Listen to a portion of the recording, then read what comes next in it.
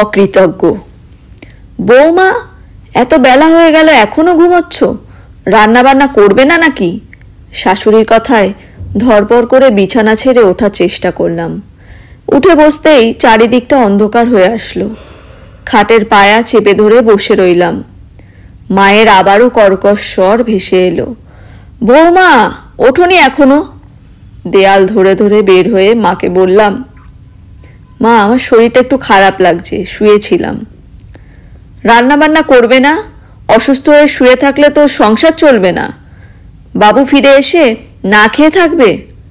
মা আমি রান্নাঘরে যাচ্ছি। ঠিকই তো, আমার সংসার তো আমাকেই সামলাতে হবে। রান্নাঘরে গিয়ে দেয়াল ধরে কিছুক্ষণ চোখ বন্ধ করে দাঁড়িয়ে রইলাম। মায়ের স্বর ভেসে এলো, বৌমা চা দাও তো, মাথাটা ধরেছে।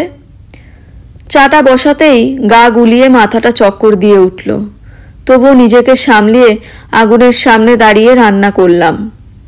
বিকেলে ভীষণ অসুস্থ হয়ে পড়লাম, গা পুড়ে যাচ্ছে জ্বরে।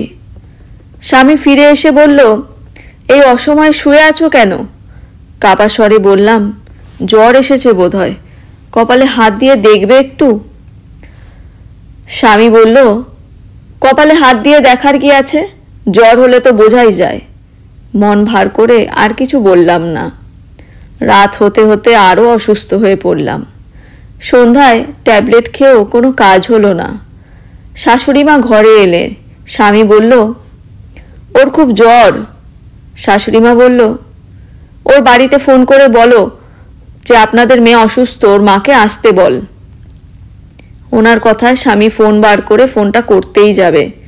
আমি তখন বললাম, না থাক, আমায় কাউকে সেবা করতে আসতে হবে না, তোমরা ব্যস্ত হয়েও না। এটা শুনে শাশুড়ি মা চলে গেলেন।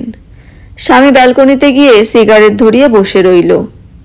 মনে মনে ভাবলাম, এই শাশুড়ি, এই স্বামী সামান্য অসুস্থ হলে আমার রাতের ঘুম উড়ে যেত, সেবা যত্ন করে সুস্থ করে তুলতাম।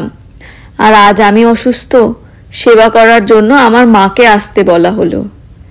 সুস্থ হয়ে স্বামীকে ডিভোর্স পেপার পাঠালাম, সাথে একটা চিরকুট।